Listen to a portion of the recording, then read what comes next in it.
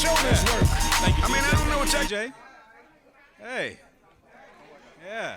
I do not look like a Tyrone. I don't. I look more like if Drake joined ISIS. I got approached recently by a guy at a gas station. He was like, hey, man, you got the hair and the beard, and you look like someone from somewhere. Like, oh, you noticed. Thank you. It's like when people say stuff like that to me where they ask me where I'm from, I like to make them guess. Not just 'cause I think they're going to be right, but I just want to see how many Middle Eastern countries they can name without looking at a map. Iraq? Nope. Afghanistan? Nope. Agrabah? Man, that's Aladdin. And nope. No, but I am biracial. My dad is black. My mom is white. Yeah. I cannot pass for black. I cannot pass for white. And I cannot pass airport security without having a hard time. Yeah. Now, I grew up in California. My parents moved me to Jacksonville, Florida when I was 13 years old. Yeah, the South. I remember my first day on the school bus. Brand new school, I sat down by myself, and after a couple seconds, I felt a tugging on the back of my head. And I looked behind me, and this little girl looked at me. She goes, "What you is?"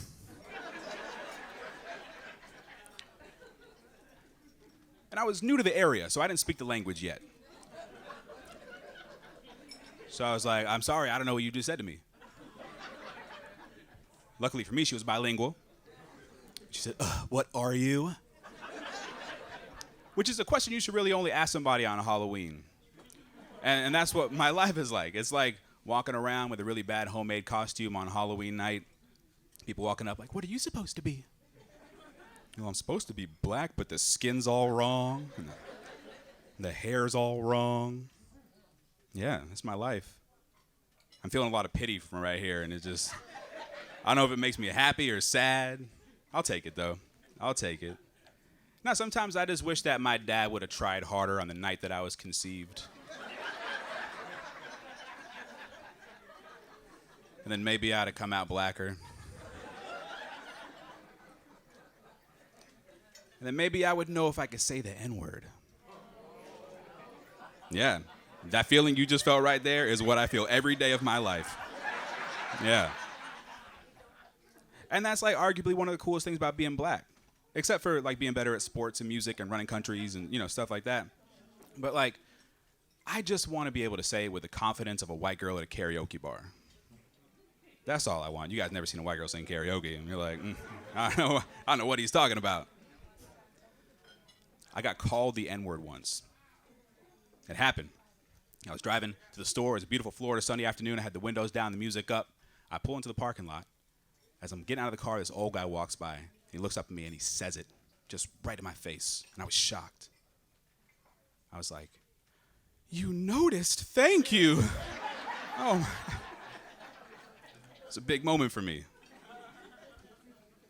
Because I don't get a lot of the black experience. Like I have a weird experience with it because of how I look, obviously. Like I become sort of an ambassador for my white friends. Like I like to think of myself as like a priest in a confessional. Like something happens, they'll come to me like, "Forgive me, Mac Daddy, for I have sinned." And I'm like, "What you did?" Like, well, I was playing some pickup basketball at the YMCA, and I picked the first black guy I saw because I thought he'd be good, and he wasn't, and we lost, and I was so mad. Is that racist? And I'm like, fear not, fam. 9 times out of 10, that's a safe pick. But just in case, you need to say 5 Hail Beyoncés, and I will absolve you of your white guilt.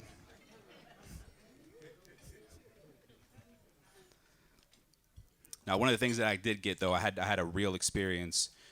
It was the first time I had a real crush on a girl. I remember this girl in high school. Beautiful, blonde hair, blue-eyed, because I didn't know any better at the time. And I finally got the nerve up to get this girl's number. So I was like, let me give her a call. So I did. I called her house, and the answering machine picked up. I'm 35 years old. Answering machine picked up. And I was like, that's cool. Because I was raised on like 80s and 90s R&B music videos, so I knew how to leave a fly voicemail, right? So I'm like, "Yo, what's up? This message is for Carrie. Just want to see if I could take you to see Blair Witch Project tomorrow. Don't worry, girl. If you get scared, I'll protect you. Yeah.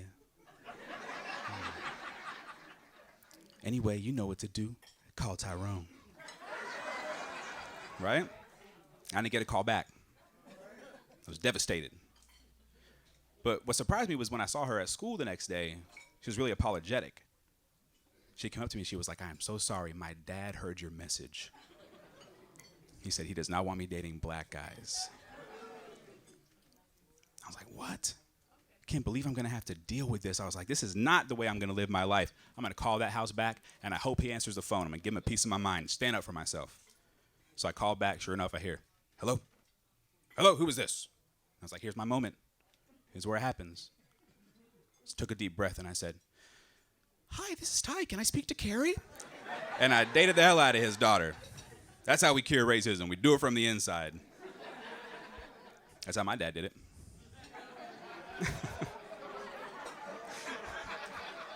I'm gonna give you guys a minute with that one. Yeah. Now my parents, they really want me to give them grandkids. They're all over it. Ramping the pressure up, it's crazy. They used to be all about like have safe sex, be responsible, enjoy your life. Now it's like, hey, there's no better feeling than going raw on a big, hip, healthy woman. Whoa, Mom, Jesus, calm down. It's crazy. I'm getting a lot of pressure from my friends, too. They're all having kids. They want to have kids at the same time so they could be best friends and whatever Hollywood stuff they're thinking of. And I finally had one friend that gave me an honest answer. He was like, man, don't do it. He was like, I have no free time. I have no money. And just this week, I've had poo-poo and pee-pee in my mouth, and not in the fun way. And then his little son, he ran up to me and he demonstrated what it was like to have kids. He did it perfectly. He was like, Tyrone, I have something for you. And I was like, aw. Then he goes, it's in my mouth. Ugh. Yeah. And that's what kids are. Kids are, aw, ugh. He spit on me, by the way. It was spit.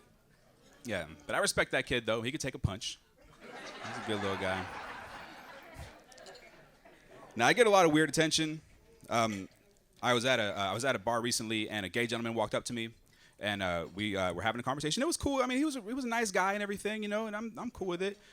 But, like, in the back of my mind, I was like, when do I tell him that I'm straight, you know? Because, like, I don't want to be that straight guy that's like, every gay guy wants to sleep with me. You know what I mean? Like, nobody likes that guy. And then I chickened out when he bought me a drink.